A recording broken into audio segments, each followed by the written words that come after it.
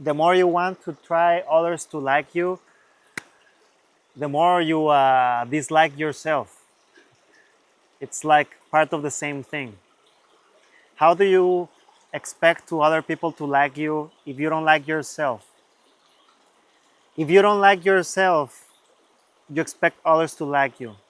If you like yourself, you don't expect others to like you. So let's go deep into knowing why expecting others to like you makes you feel doubtful, anxious, depressed, confused. Basically, you lose yourself. But if you start to like yourself as you are, accepting everything that you have, not only your strengths and all your good stuff, all your good qualities, no, also liking your shortcomings, your weaknesses, your shadow, basically what doesn't make you a fully impeccable human being, how that act of liking yourself makes a reflection of life liking you. So many people start this spiritual path the same way I did, to get more recognition, to be liked by others, to be more successful in business, in life, be healthier, be more stronger, better, good looking, or being more spiritual, and that other people can listen to me so that I can be interesting and that I can feel good with myself. And this doesn't lead anyone anywhere. It's like living in the same cloud of the same set of belief systems that all human beings need connection. I don't know if you've ever heard this, but I've heard this whenever I say that you need to like yourself, you need to feel in peace with yourself. And many people misinterpret this as if you're not gonna be part of life. And it's a really interesting thing because life is all about relationships.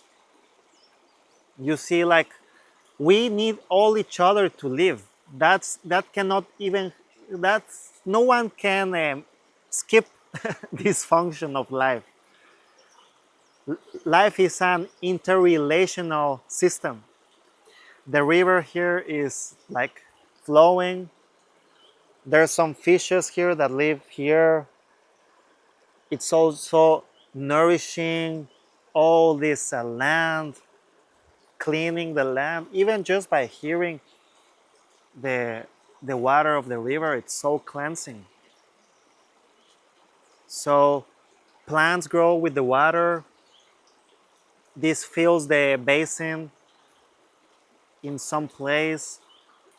Um, the river, in this sense, it's like the blood veins of the planet, of the earth, and it's very needed so that there can be life. And also in this way, as human beings, we can only live if we are fully connected to life. But the only way that that can happen is if we are fully connected with ourselves. Otherwise, if we cannot accept ourselves, in this sense, be connected to ourselves in all of what that means for you, then we will be instantly connected to life. That it goes hand in hand. It's like a reflection. If we are fully connected to ourselves, we connect with life.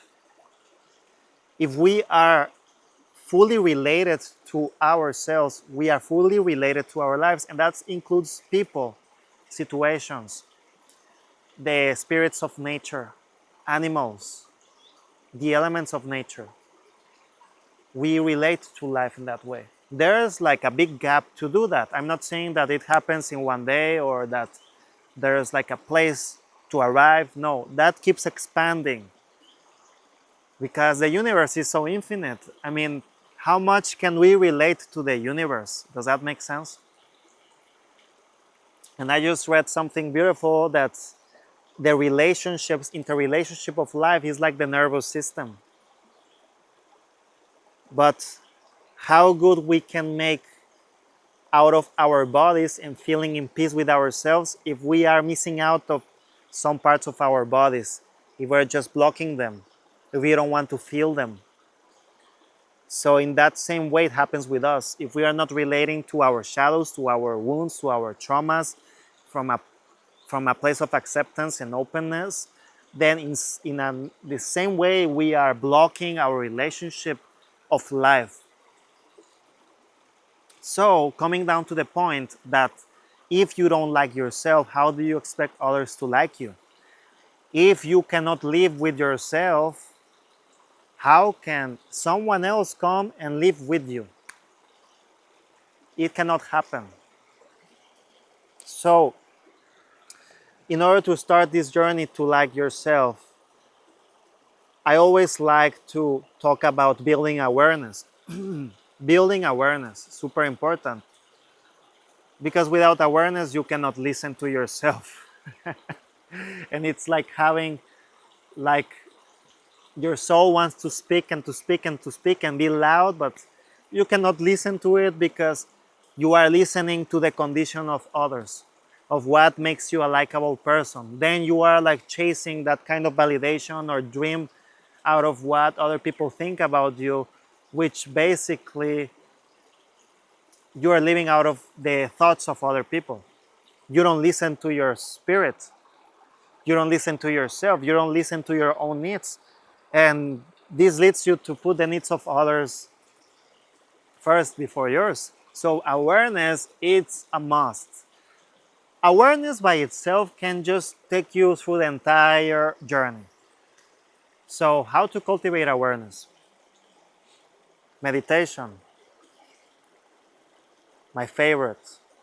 Any kind of meditation, every kind of presence will give you a more expanded sense of awareness so that you can listen to your emotions, so that you can listen to your thoughts, and so you can listen to your feelings, your heart feelings.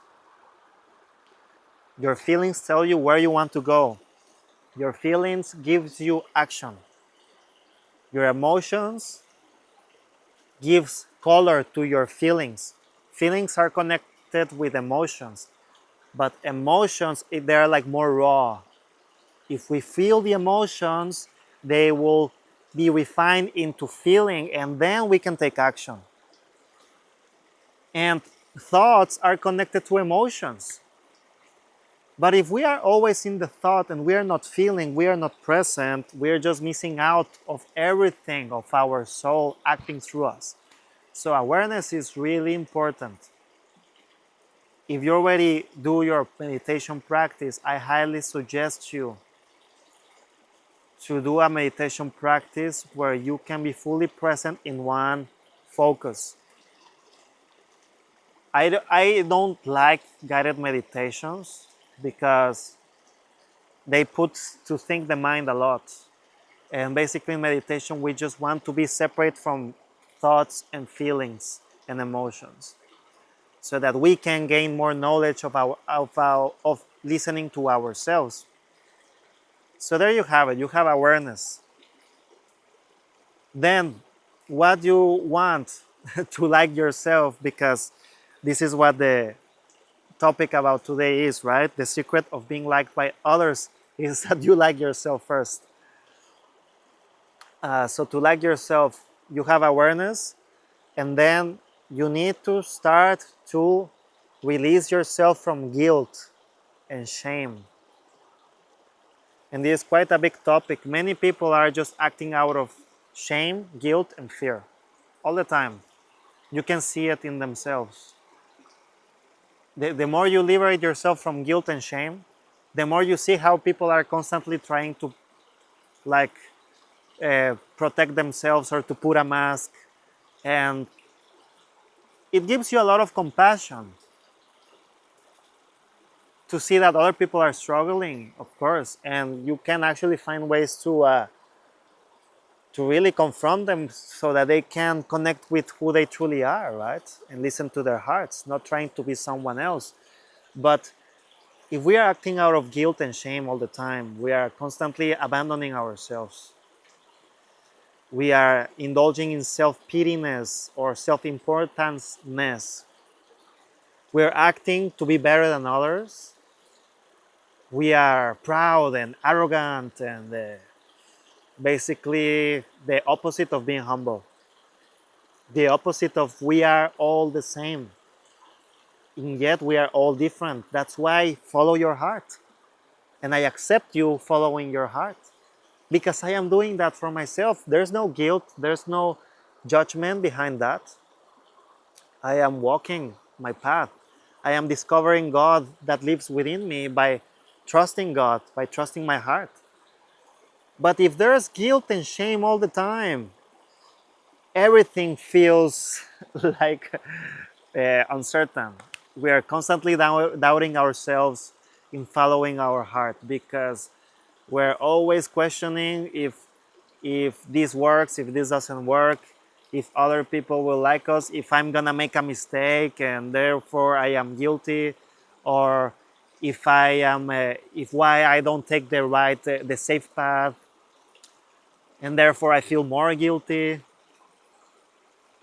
And also even guilt that were implanted to us because I cannot go and travel because if I leave my family, then I won't love them. You see? So this is how guilt is implanted to us. It doesn't let us free to make a choice.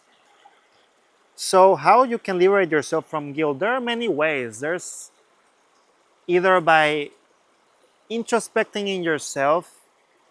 It's kind of like combination of awareness that I'm telling you, meditation, awareness, being present, but also using your mind to discern what your thoughts are trying to tell you. This is called stalking in Toltec wisdom. This can happen just if you are being aware, but if you are in presence, you will see that one common thought that comes to you that comes from guilt. Then there's nothing to do about that thought, but that you decide to act in a different way. So, for example, oh, I need to work very hard so that I can be good enough and then I can have a lot of money. This is a belief. So there, if you're not working hard, you feel guilty with yourself because you desire to have money. Well, you can choose a new set of belief systems. You can choose that by you allowing yourself to be peaceful and working the necessary for you to move on, then you will have that money that you need. So, how can you solidify this new belief system? Is if you take action. If you take action, then you can see what happens and you get the experience. And then you move out of this box of guilt and shame. Okay? So, yeah. Now, third step to like yourself. Third step is that you heal your old wounds. Half of the path is to, half of the thing is to give yourself a new set of belief systems which liberate you from guilt and shame. But the other 50% is that you heal your old wounds because your old wounds are like shadows. And they are shadows that were created from the past belief systems. So even if you change your new belief systems, if like life will be repeating itself because you still have this energy that you haven't cleaned, this emotional stagnation or wounds. So you will be triggered by life constantly with the same kind of situations and the same kind of relationships. And that shadow is gonna be reactivating, even if you choose a new set of belief systems. So this energy needs to be cleanse. You can do this with the practice of recapitulation, which, by the way, you can look in the link in my description, and I have the technique for you. You can download it. In the description, you'll have a little video there that will tell you how to do the recapitulation technique, and also the guide, little guide, really easy. But anyway, with recapitulation, you can clean your emotions. You can also do it with breath work, mostly with breath work. Yeah, you can do that. But honestly, I don't like breath work because basically you need to put your body into a specific state where it needs a lot of energy from you. Then if you do recapitulation, this is a natural ability of the body. You just it flows naturally. It does this automatic process of healing your old wounds. So really beautiful. You can check it below. I highly suggest you to download it and do this practice. So when you clean your wounds, then what you need to do? Basically, you need to start to make your own choices. And this is kind of like the test of following your heart.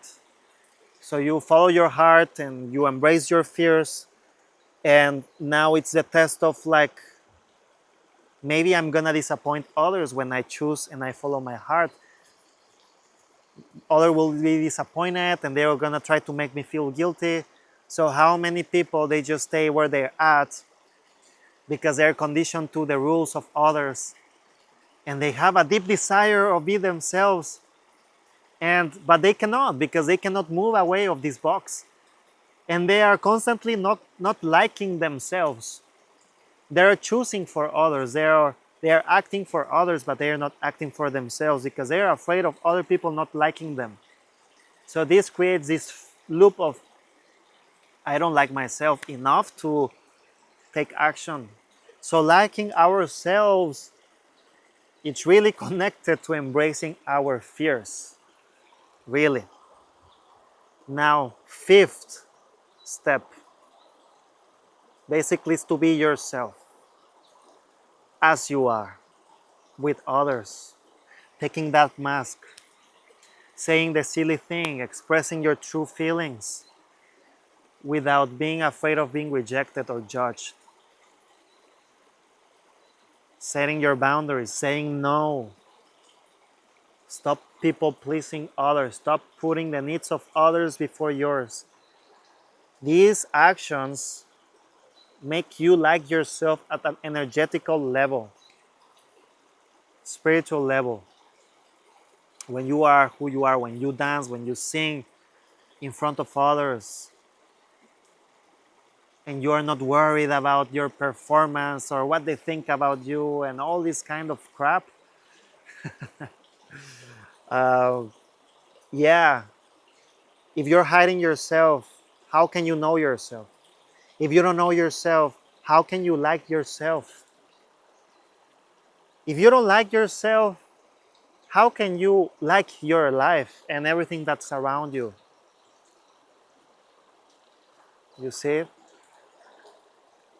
Yeah, it's about being ruthless and being honest with others.